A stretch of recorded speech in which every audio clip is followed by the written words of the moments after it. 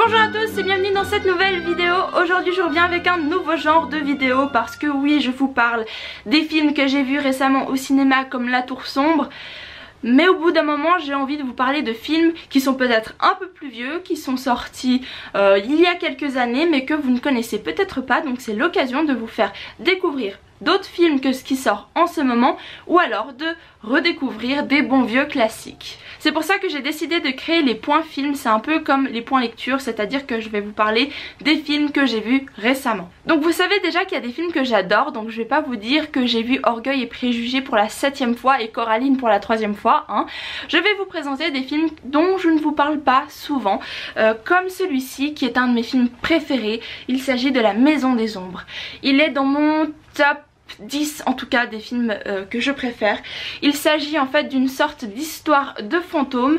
On va suivre une femme qui se dit chasseuse de fantômes dans le sens où elle est contre tout ce qui est spiritisme et tout ce qui est médium, donc elle lutte pour montrer aux gens que ça n'existe pas, et donc elle fait un peu éclater la vérité par rapport à tous ces phénomènes, jusqu'au jour où elle va être convoquée dans un espèce de pensionnat pour jeunes garçons où il y a des phénomènes inexplicables, comme un petit garçon qui apparaît sur toutes les photos depuis je sais plus 30 ans peut-être, sous une forme un peu floue et voilà. Donc elle dit tout de suite non mais c'est un effet de photographie ou je ne sais quoi, sauf qu'elle va vite se rendre compte qu'il se passe effectivement des choses un peu bizarres dans ce pensionnat.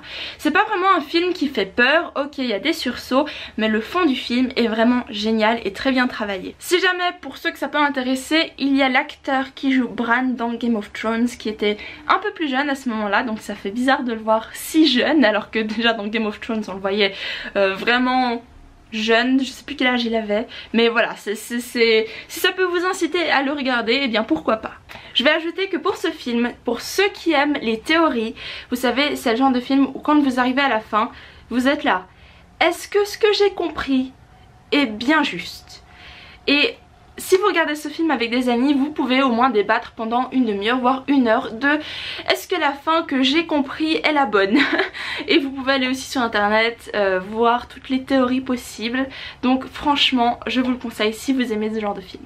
Ensuite j'ai regardé 10 Cloverfield Lane, qui est une sorte, disons que c'est pas une suite mais il y a un film qui s'appelle Cloverfield Lane, qui sont un peu dans le même genre mais ça n'a rien à voir l'un avec l'autre. Dans celui-ci on va retrouver une femme qui après un accident de voiture va se retrouver enfermée dans un bunker. Le gars qui tient le bunker lui dit qu'il y a eu un truc avec des gaz à l'extérieur et qu'ils peuvent pas respirer, du coup ils sont obligés de rester à l'intérieur. Le truc c'est que comme il y a eu l'accident de voiture, elle ne sait pas ce qui s'est passé entre deux, elle ne sait pas si le gars la séquestre ou s'il dit vrai. Du coup c'est un peu tout l'enjeu du film, on va se dire ok là ça veut dire qu'il y a un truc dehors, non mais en fait là il ment complètement.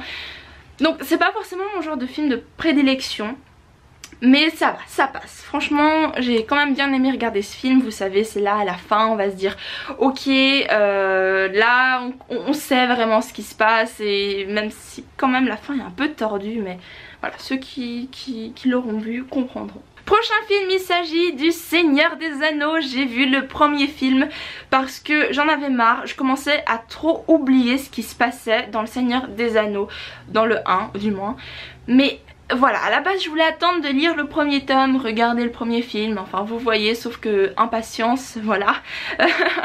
je pouvais pas attendre, du coup ben j'ai regardé. Mais cela ne va pas m'empêcher de lire les livres, donc voilà, j'ai pas trop besoin de vous parler de quoi ça parle, hein, c'est un peu évident, mais voilà, sachez juste que je suis en train de regarder Les Seigneurs des Anneaux. Je ne sais pas quand j'aurai le temps de regarder la suite, comme ces films sont méga longs, mais un jour.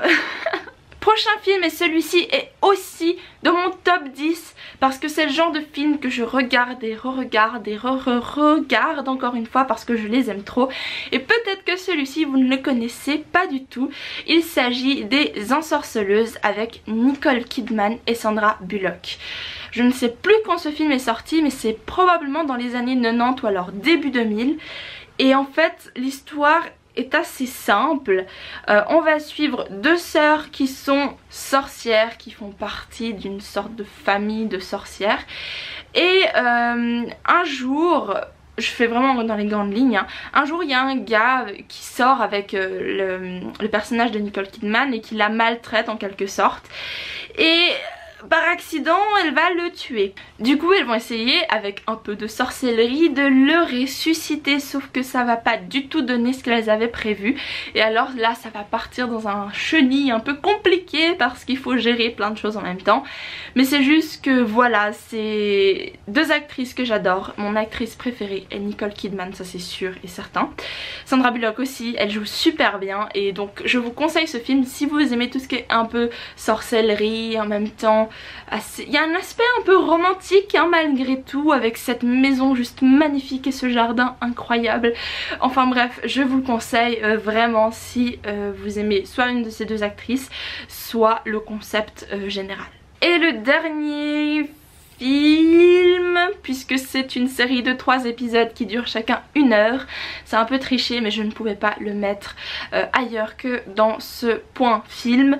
Il s'agit d'Eddie Petitnègre. Il est passé sur TF1 je crois en décembre ou vers Noël par là, et en fait il est pas si vieux que ça, enfin la série est pas si vieille que ça, je crois que ça date de 2016 ou 2015 maximum, et c'est juste incroyable. Je crois que ça a été fait par la BBC et c'est trop bien. Vous êtes tellement sous tension pendant ces 3 épisodes parce que vous avez les 10 personnages qui ne comprennent pas ce qu'ils font sur cette île.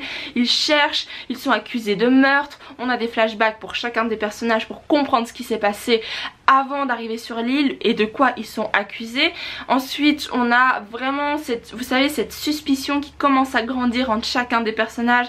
Ok, c'est peut-être lui qui nous tue l'un après l'autre. Ok, c'est peut-être elle, on n'en sait rien jusqu'à la toute dernière minute du dernier épisode. De nouveau, si ça peut vous encourager, il y a Charles Dance qui joue le juge dans la série.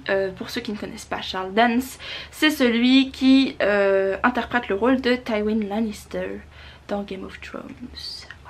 J'espère que ça vous a plu parce que c'est un peu nouveau, donc dites-moi en commentaire si vous aimez ce genre de concept. C'est juste pour vous parler de ce que je vois récemment parce que ok, on va au cinéma, tout le monde sait à peu près ce qui sort et tout le monde sait un peu les critiques qu'il y a par rapport à ces films, mais on ne parle plus beaucoup de certains, par exemple qui sont sortis en 2011 ou alors un peu plus anciens encore, juste pour parler de films purs et durs et pas forcément de cinéma.